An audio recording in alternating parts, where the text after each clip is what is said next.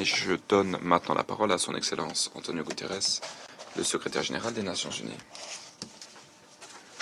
Monsieur le Président de l'Assemblée générale, Excellences, Mesdames et Messieurs, je remercie le Président de l'Assemblée générale d'avoir organisé ce dialogue important, le premier d'une série de 3 dialogues qui se tiendront dans les mois à venir.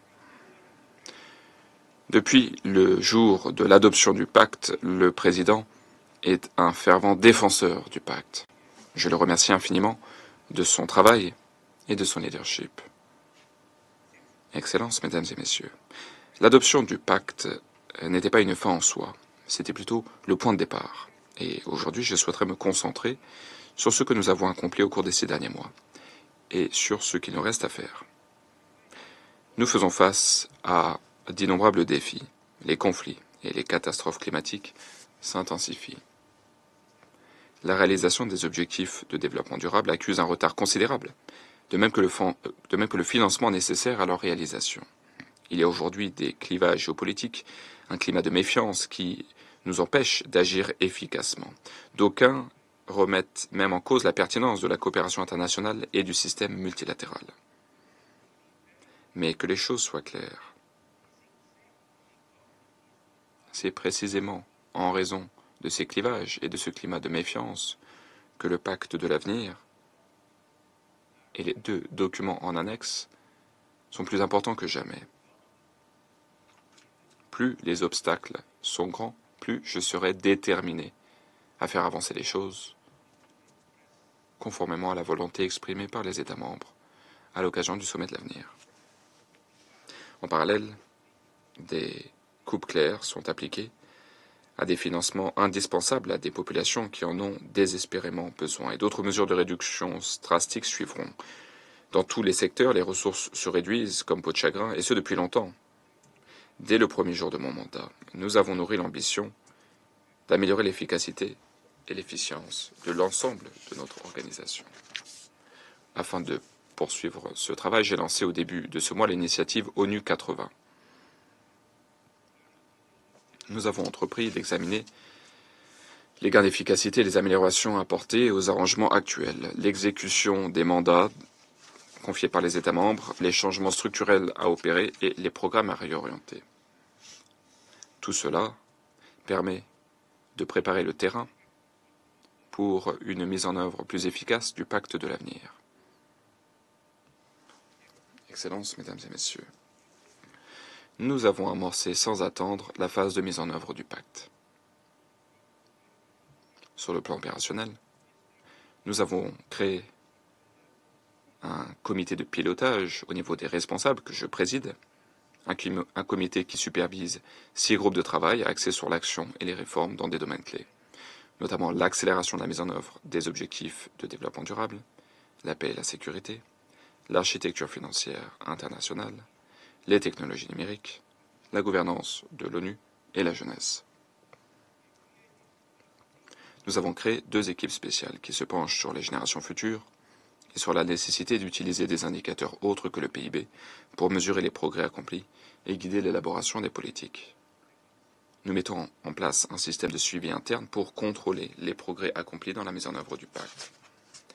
Et aujourd'hui, je voudrais faire le point sur ce qui a été fait depuis l'adoption du pacte et présenter les grandes lignes de travail à accomplir dans 4 domaines clés. Premièrement, la paix et la sécurité.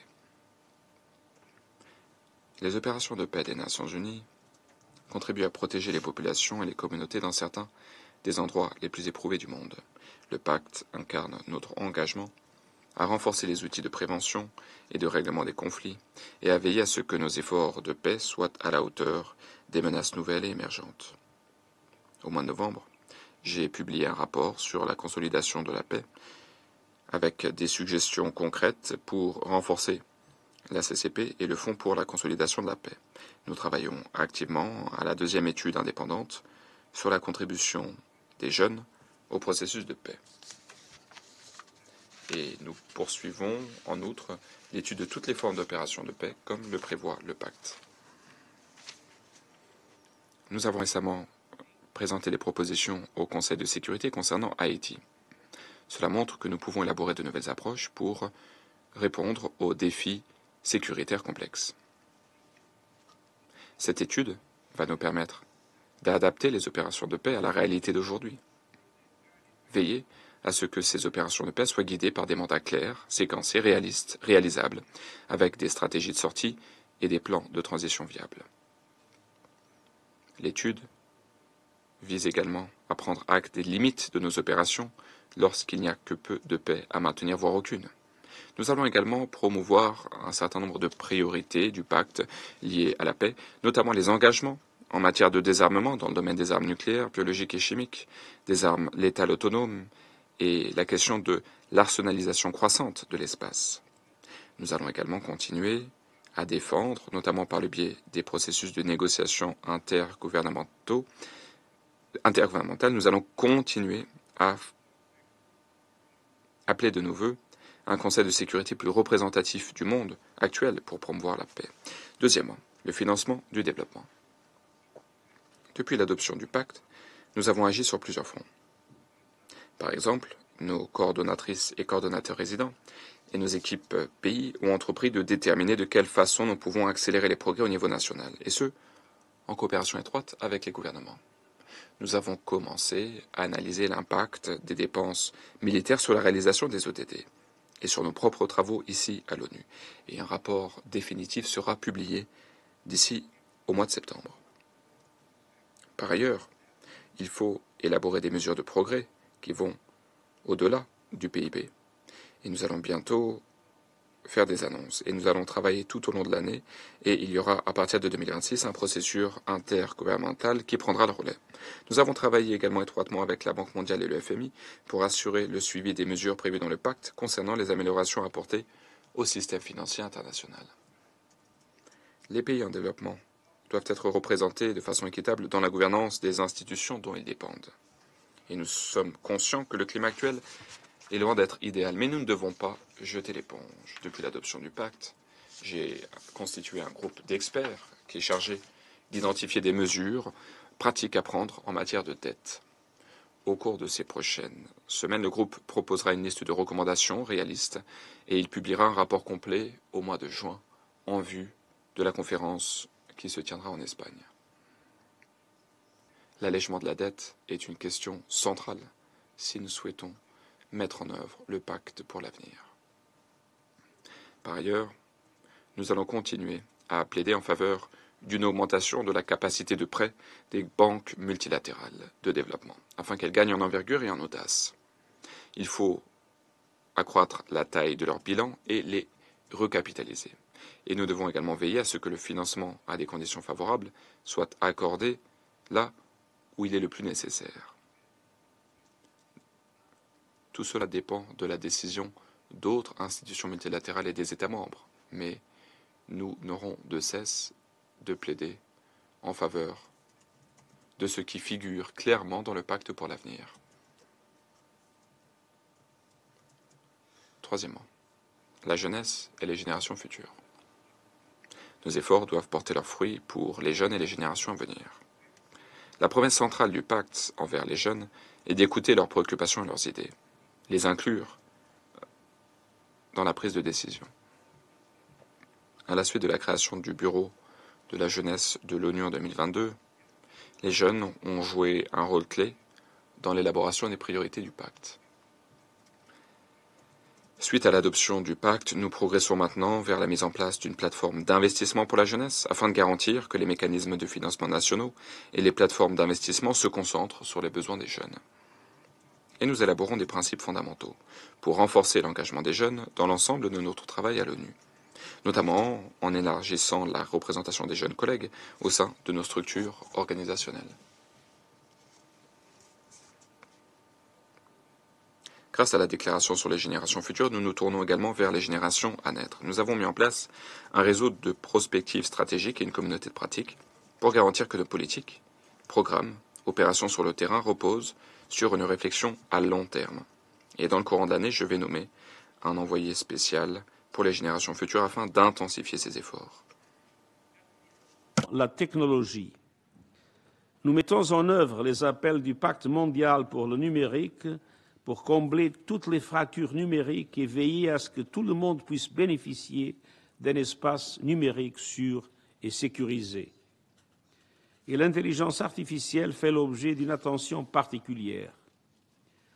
Nous élaborerons un rapport sur les options novatrices de financement volontaire qui permettraient de renforcer les capacités en matière d'intelligence artificielle afin d'aider les pays du Sud à exploiter ces technologies au service de l'intérêt général en tenant compte des recommandations formulées par mon organe consultatif de haut niveau.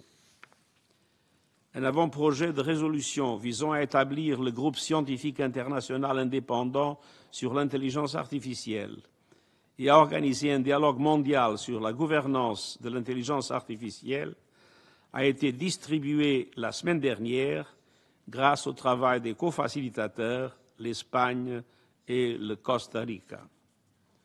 J'invite l'Assemblée générale à agir rapidement pour mettre sur pied ce groupe et veiller à ce que le savoir-faire et les connaissances en matière d'intelligence artificielle soient mises à la disposition de tous les pays tout en soutenant le dialogue mondial. L'ensemble du système de l'ONU se tient prêt à soutenir ces travaux.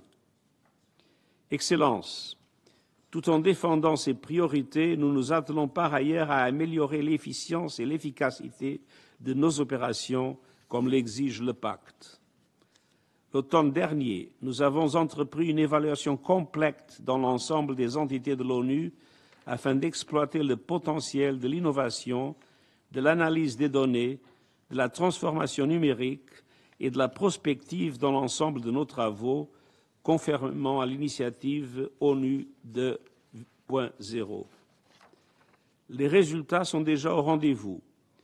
Nous avons, par exemple, été capables de constater l'accélération de l'évaluation des catastrophes dans la région Asie-Pacifique, un renforcement du programme de sécurité sociale au Malawi ou encore une consolidation des fonctions relatives à l'informatique dans l'ensemble du système des Nations unies.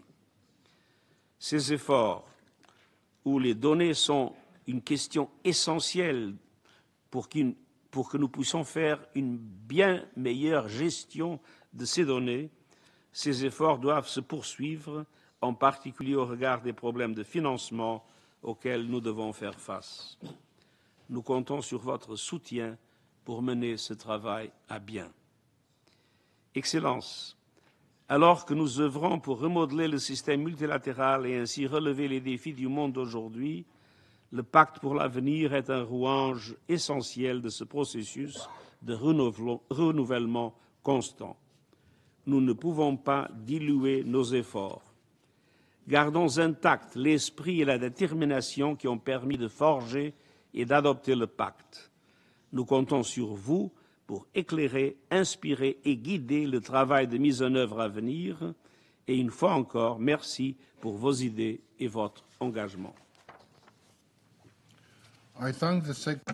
Je remercie le secrétaire général de son intervention.